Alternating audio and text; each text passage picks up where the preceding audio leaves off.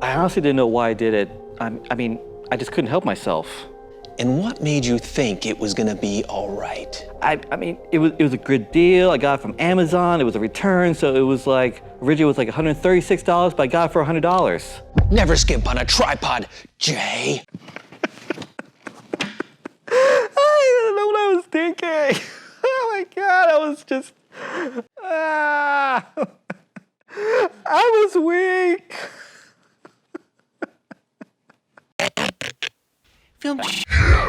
What's up, Film Jammers? This week we're taking a look at tripods. We all need them to get the job done, but why are some tripods $100 while others are $10,000? Today we're going to show you some of the differences between them and hopefully see what tripod might be a good fit for you.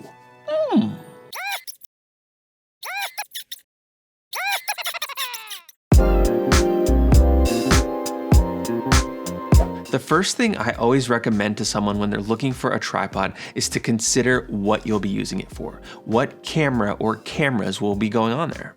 And what setting are you going to be using it in? Out in the forest? Are you going to be rolling it through sand or in the studio?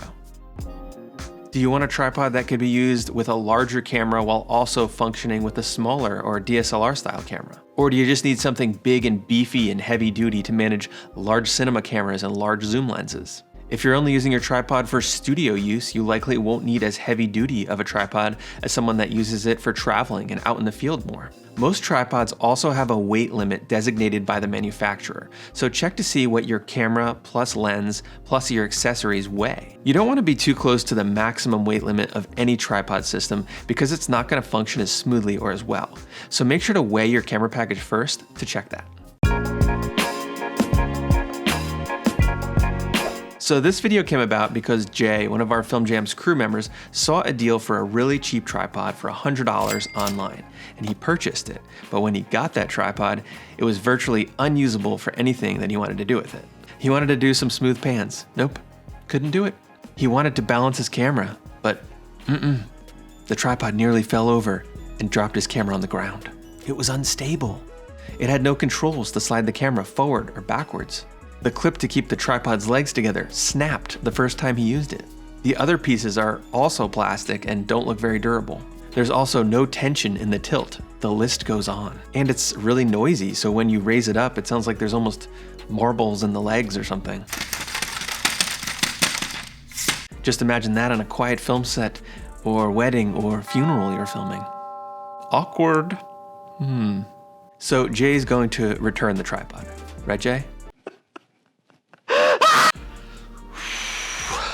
Unfortunate. So the problem is this ineffective tripod looks very similar to much more expensive tripods online. So it's easy to want to save some money and buy the less expensive one when it looks very similar. But when you get this cheap tripod and you start to use it and see that the build quality is not ready for prime time, then you realize the mistake you made. So I'm going to walk through a few experiences I've had owning tripods over the years. And hopefully this will be helpful if you're in the market to buy some new sticks. Tripods are one of the few pieces of equipment where the technology doesn't really change too often.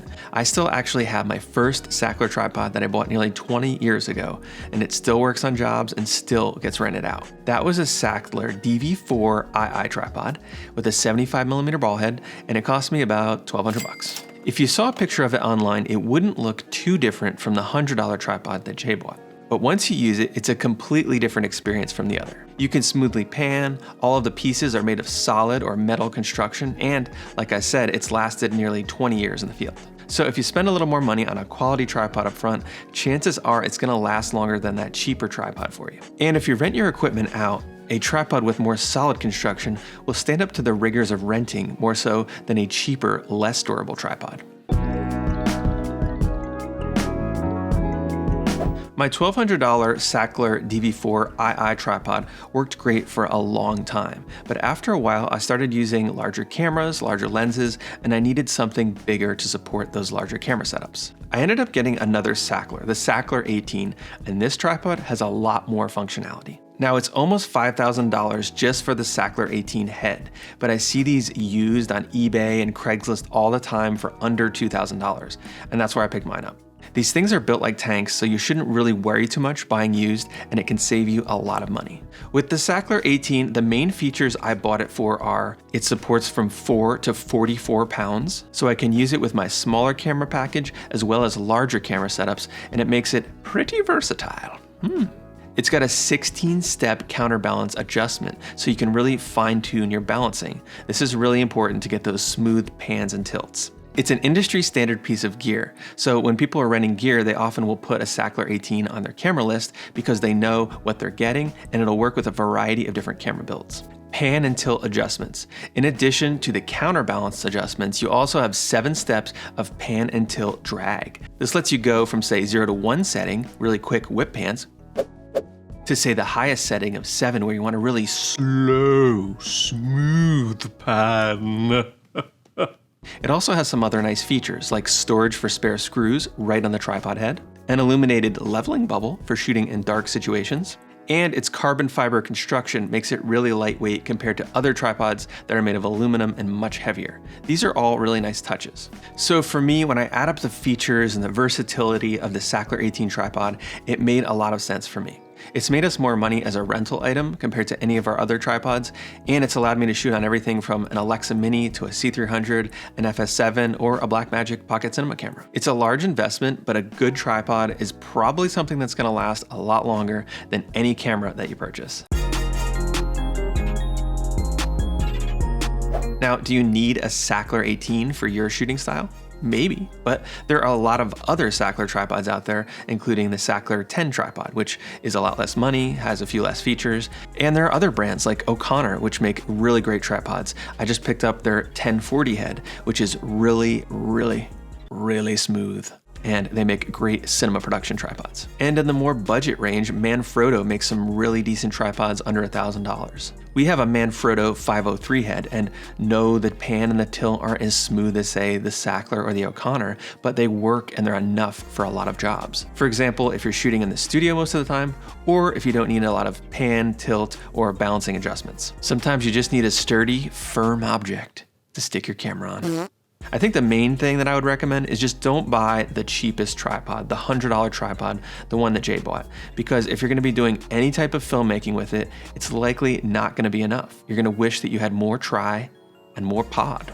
And you don't want your tripod to break when you're in the field with it or if you're on a shoot with a client. Cheaper plastic tripods are more prone to breaking, and if your tripod breaks, your camera or your lens that's mounted on it could also get damaged. So invest as much as you can into your tripod and you'll likely have a friend for life.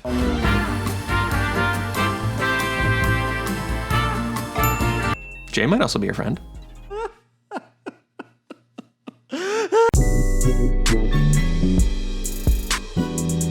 So is an expensive tripod worth it?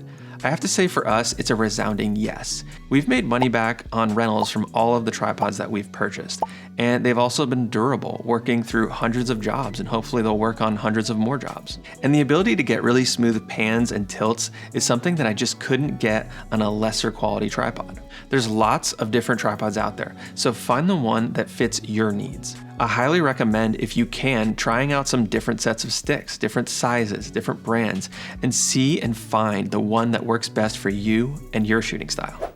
All right, well, I hope seeing these different tripods compared was helpful in your search for a three-legged companion. If you have any other questions, please reach out to us in the comments below. I'm Christian with Film Jams, and we have new videos every Tuesday and Friday for you.